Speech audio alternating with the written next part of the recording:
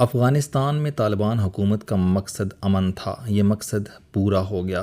افغانستان میں واقعی امن ہو گیا، لیکن اس امن سے ایک نئے بحران نے جنم لے لیا۔ طالبان اپنی سوچ پورے خطے میں پھیلانے لگے۔ پاکستان، ازبکستان، تاجکستان اور چین کا مسلم اکثریتی صوبہ سنکیانگ ان کے بڑے ہدف تھے۔ پاکستان میں افغان وار کے دوران بے شمار مذہبی سیاسی جماعتیں بنی تھیں۔ یہ 1980 کی دہائی کی ضرورت تھیں، مگر یہ 1990 میں غیر ضروری ہو گئیں۔ تاہم اس وقت ان کا سائز اتنا بڑا ہو چکا تھا کہ انہیں سمیٹنا یا ختم کرنا مشکل تھا۔ طالبان حکومت نے ان میں نئی روح پھونک دی اور انہیں محسوس ہونے لگا کہ افغانستان میں اسلامی حکومت بن سکتی ہے تو پھر پاکستان، ازبکستان، تاجکستان اور سنکیانگ میں کیوں نہیں۔ طالبان کے ساتھ القاعدہ بھی تھی۔ یہ عرب تھے اور افغانستان میں رہتے تھے۔ انہیں بھی شے مل گئی اور انہوں نے بھی عرب ملکوں میں طالبان طرز کی حکومت کے بارے میں سوچنا شروع کر دیا۔ یہ کام پاکستان میں بہت آسان تھا۔ یونیورسٹی آف نبراسکا کی مہربانی سے پاکستان میں کروڑوں صلاح الدین ایوبی اور محمود غزنوی جنم لے چکے تھے۔ فوج کے اندر بھی ایسے آفیسر اور جوان موجود تھے۔ یہ سب طالبان کے ساتھ جڑ گئے اور یوں انقلاب درہ خیبر، دریائے آمو اور واخان سے آگے نکلنے لگا۔ یہ عربوں کے دروازے پر بھی دستک دینے لگا۔ القاعدہ نے اس زمانے میں سعودی عرب میں چندہ جمع کرنا شروع کر دیا۔ حج کے دوران انہیں کروڑوں ڈالر مل جاتے تھے۔ خواتین اپنی بچیوں کے کانوں کی بالیاں تک القاعدہ کے باکس میں ڈال دیتی تھیں۔ طالبان اسے اپنی کامیابی سمجھنے لگے اور انہوں نے نہ صرف آگے بڑھ کر افغانستان میں خواتین کی تعلیم پر پابندی لگا دی، بلکہ یہ سرِ عام لوگوں کو سنگسار بھی کرنے لگے۔ دنیا بھر کے مطلوب لوگ بھی افغانستان کا رخ کرنے لگے۔ اس بیک گراؤنڈ میں 24 دسمبر 1999 کو ایئر انڈیا کا ایک طیارہ کھٹمنڈو سے ہائی جیک ہو گیا۔ یہ IC 814 فلائٹ تھی جس میں 179 مسافر اور عملے کے 11 افراد سوار تھے۔ ہائی جیکرز جہاز کو پہلے امرتسر، پھر دبئی اور پھر قندھار لے گئے۔ طیارہ حرکت المجاہدین نے اغوا کیا تھا اور اس کا مقصد بھارت کی قید میں موجود مولانا اظہر مسعود اور ان کے ساتھیوں کی رہائی تھی۔ یہ آپریشن مولانا کے 2 بھائیوں ابراہیم اطہر اور جہانگیر نے کیا۔ اس کے لیے 5 کروڑ روپے کی رقم کراچی کے بزنس مینوں نے دی تھی۔ ہائی جیکرز میں کراچی کے 3 نوجوان شاہد اختر سید، سنی احمد قاضی اور ظہور مستری شامل تھے، جبکہ چوتھا شخص شاکر احمد سکھر اور ابراہیم اطہر بھاولپور سے تعلق رکھتا تھا۔ ابراہیم اطہر مولانا مسعود کا بھائی تھا۔ ان 5 لوگوں نے 190 مسافروں کا جہاز اغوا کیا اور انہیں طالبان کی بھرپور مدد حاصل تھی۔ ہائی جیکر سے ڈیل کرنے والی مذاکراتی ٹیم میں بھارت کے آج کے national security advisor Ajit Doval بھی شامل تھے۔ بہرحال قصہ مختصر، انڈیا نے ہائی جیکرز کے مطالبے پر مولانا مسعود اظہر، مشتاق احمد زرگر اور احمد عمر سعید شیخ کو رہا کر دیا اور یوں یہ معاملہ نپٹ گیا، مگر اس نے دنیا کو ہلا کر رکھ دیا۔ پاکستان اور امریکہ کو پہلی بار محسوس ہوا کہ طالبان کے اثرات کراچی تک پہنچ چکے ہیں۔ دوسرا، مولانا مسعود اظہر کو پرائیویٹ لوگ ایمبولنس میں ڈال کر قندھار سے کراچی لے آئے اور CIA اور ISI کو کانوں کان خبر نہیں ہوئی۔ یہ بہت بڑا انٹیلیجنس فیلئر تھا اور یہ ثابت کرتا تھا کہ اداروں میں ان کے لوگ موجود ہیں۔ اور تیسرا، ہائی جیکرز رہائی کے بعد غائب ہو گئے۔ امریکی اور پاکستانی انہیں تلاش ہی کرتے رہ گئے۔ CIA کو 11 ستمبر 2001 کے ٹوئن ٹاورز حملوں کے بعد پتہ چلا کہ 5 ہائی جیکرز کابل میں طالبان کے پاس تھے۔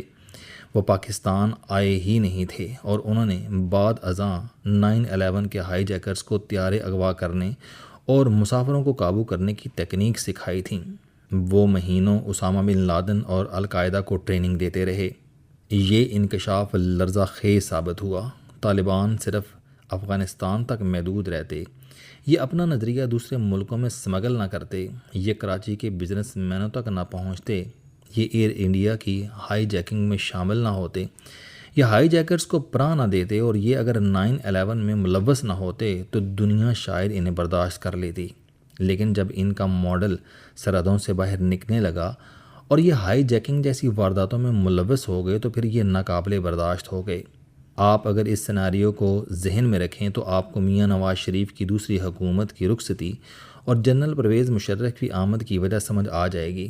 میاں نواز شریف جنرل ضیاء الحق کی جہادی سوچ کی ایکسٹینشن تھے، اور یہ 1997 میں 2/3 اکثریت کے بعد امیر المومنین بننے کے بارے میں سوچ رہے تھے۔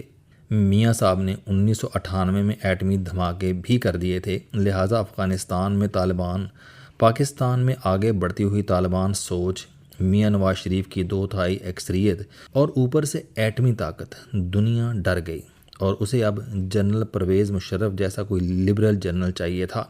چنانچہ جنرل پرویز مشرف آ گیا اور اس نے 9/11 کے بعد جنرل ضیاء الحق کی بچھائی ہوئی نماز لپیٹنا شروع کر دی۔ اس نے افغانستان اور پاکستان دونوں سے جہادی سوچ کے لوگ پکڑ کر امریکہ کے حوالے کرنا شروع کر دیے۔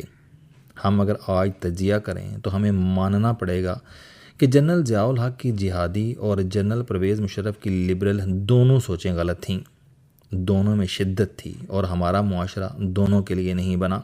پاکستان جنگ کے بجائے جمہوری عمل کے ذریعے بنا تھا۔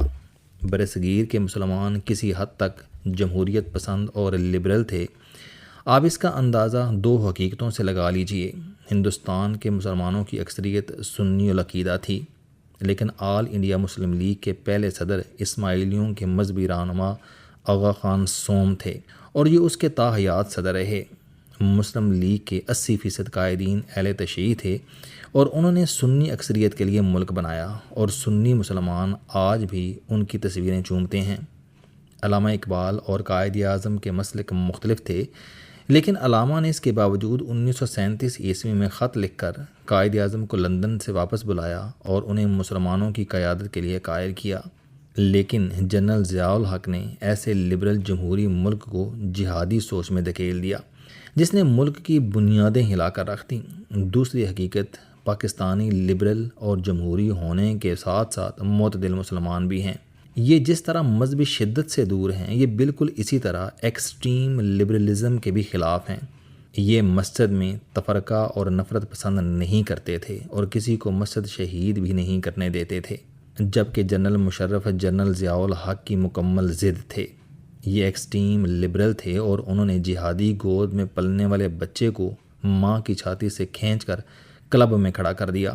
یہ دوسری ایکسٹریم تھی، اور اگر ان دونوں حدوں کے درمیان 30-40 سال کا فاصلہ ہوتا تو شاید معاشرہ اسے ہضم کر لیتا، لیکن بدقسمتی سے یہ تبدیلی ایک نسل میں لانے کی کوشش کی گئی۔ ہم بچے تھے تو ملک میں جمعہ کے دن چھٹی ہوتی تھی، مسجدوں میں باقاعدہ نمازیوں کی حاضری لگتی تھی اور ہمیں یونیورسٹی آف نبراسکا کی تیار شدہ اسلامیات اور مطالعہ پاکستان پڑھایا جاتا تھا۔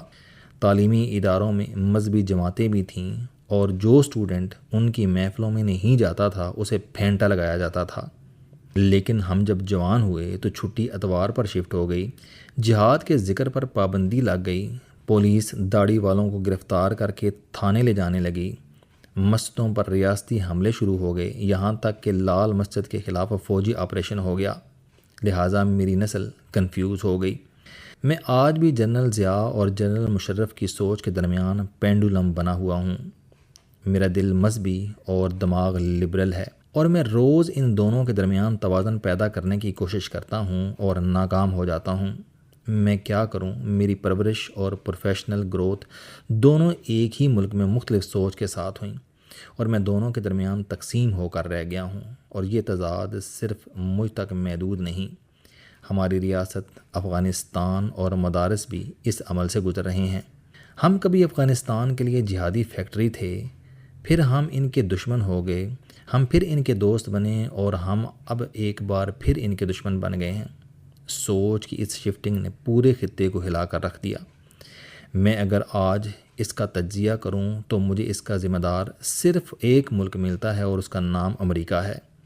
امریکہ کو ضرورت تھی تو اس نے ہمیں جہادی بنا دیا، اسے ضرورت پڑی تو اس نے ہمیں لبرل بنا دیا، اسے تیسری مرتبہ ضرورت پڑی تو اس نے 2021 میں ہمیں ایک بار پھر طالبان کا ہمدرد بنا دیا، اور ہم طالبان کو لے کر دوحہ پہنچ گئے اور ان کے امریکہ سے 165 مذاکرات کرا دیے۔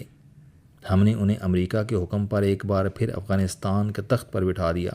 آپ ذرا خود ٹھنڈے دماغ سے سوچئے، اگر کوئی قوم 45 سال میں 4 مرتبہ اپنی سوچ میں 180 درجے تبدیلی لائے گی، وہ جہادی بنے گی، پھر لبرل ہوگی، پھر سیمی جہادی ہوگی اور آخر میں جہادیوں کے خلاف جہاد کرے گی، تو اس کا نتیجہ کیا نکلے گا؟ اور یہ نتیجہ اس وقت نکل رہا ہے۔